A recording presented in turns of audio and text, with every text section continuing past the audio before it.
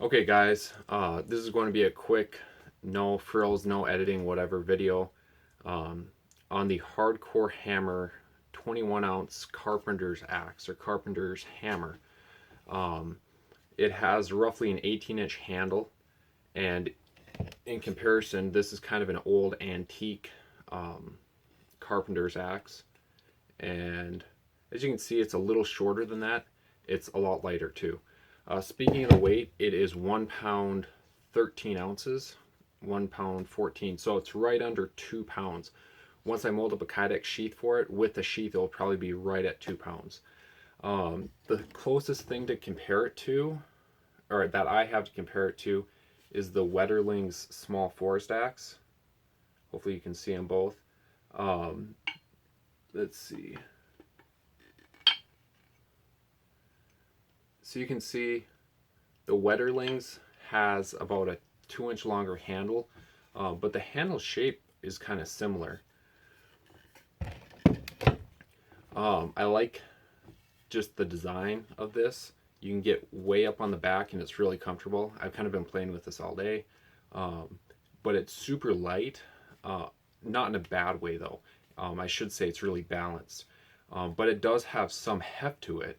So to get work done, that will aid you. So this isn't a felling axe. I have, as you can see right over there, hanging on the wall right by my thumb there, I have a couple more Wetterlings axes that I use for felling and stuff like that. And then you can see up on the wall back there, I have big, buck saws and stuff like that for taking down big trees and stuff manually without a chainsaw.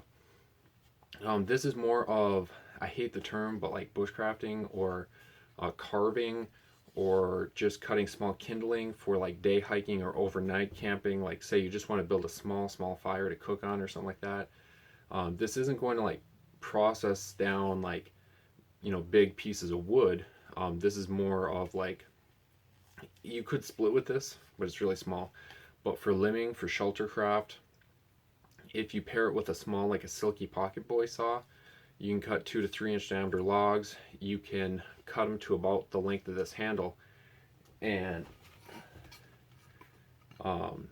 you just put it like this and then pound the piece of wood onto a stump or another log, and it splits just fine. I've kind of been doing that all day.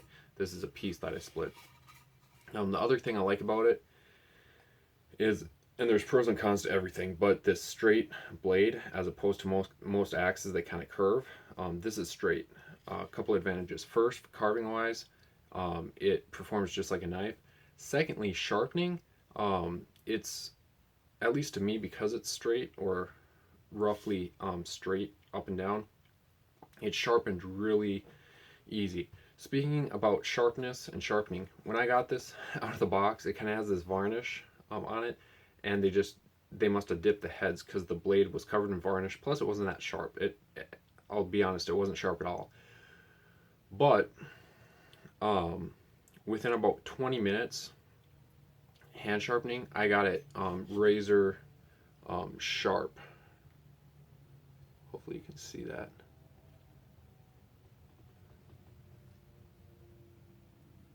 Okay, it shaves. And the other cool thing, because it's small and compact, this can almost replace like a fixed blade knife. And some people, but if you put the piece of wood kind of against your chest here, or even in your armpit, I'm filming on my cell phone too, so sorry, I'm just trying to get this kind of in frame, but it can carve down, it can take big chunks, and instead of pushing straight down, you kind of shear it, you kind of pull at an angle, and at least for me, it cuts better that way. But it is a little fatiguing, just because every time you push, the weight does help you, but every time you're holding almost 2 pounds of weight, as opposed to a small compact knife. But I mean, overall, this thing whether it's tent poles or carving. Like this would be an awesome carving knife. The reason I picked it up, it was on clearance at Menards. Menards is kind of like Home Depot, Lowe's. I don't believe they're in all 50 states, but Menards is kind of my go-to. I like it more than Home Depot, but it's kind of the same thing if you've never been to one. It was on clearance for $20. And then I checked when I got home, I checked on Amazon, and they sell a couple different models. This is the only one that they had at Menards. But they sell a couple of different models that I might pick up. They're kind of inexpensive, but I like the styling. This isn't on par with a Wetterlings or a Grans Forest Brook or a Husqvarna or a Hultafors Brook, like a Swedish axe. It's not up to par with like I believe it's Collins and stuff like that, American made higher end axes. But if you're used to like trooper axes, and troopers are just fine, you can get them sharp, but I consider this one step above. Just the finishing, the designs, even the styling, sometimes that in and of itself is important. I just find I don't know, it's just more refined than like trooper axes. So it's kind of that middle ground between you know, your $15 to $25 hardware store axes and then your $150 plus axes.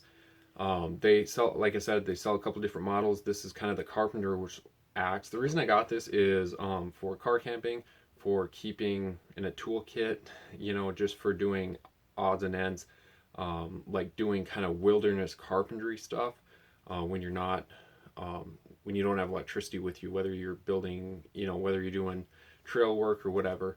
I got it mostly for the multifunctionality. It has, you can pound nails, you can pull nails. It has a small nail puller right there. You can see that right there. And then you can also delimb, you can split, you can carve, stuff like that. So, like I said, this isn't a review. I just picked it up today, and I'm going to use it, probably not daily, but I'm going to use it quite a bit. And I'll do a full review in the next couple weeks or month or so. But like I said, if you have a Menards in your area, they may be on clearance, or maybe it was just the store I went to, but they happen to be $19.99.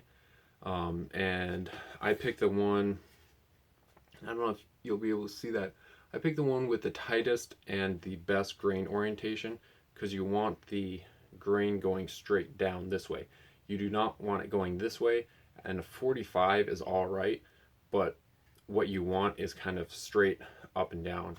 So this one of all of them was the closest, and it was also the tightest. But the thing is, replacing an axe handle isn't that hard, and for the price, 20 bucks, you know. But I mean, overall, you could possibly use it in a tactical situation, like breaching, and like this feels a lot like a tomahawk. It's kind of lively and balanced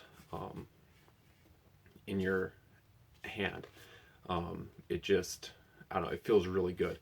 And for $20, that's a pretty good deal.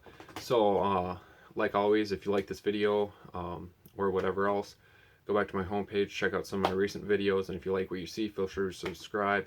And make sure to give this video a big thumbs up, and leave a comment below if you want more information about this axe. I'll try and post updates, maybe in this video description, of my thoughts, my feelings on it.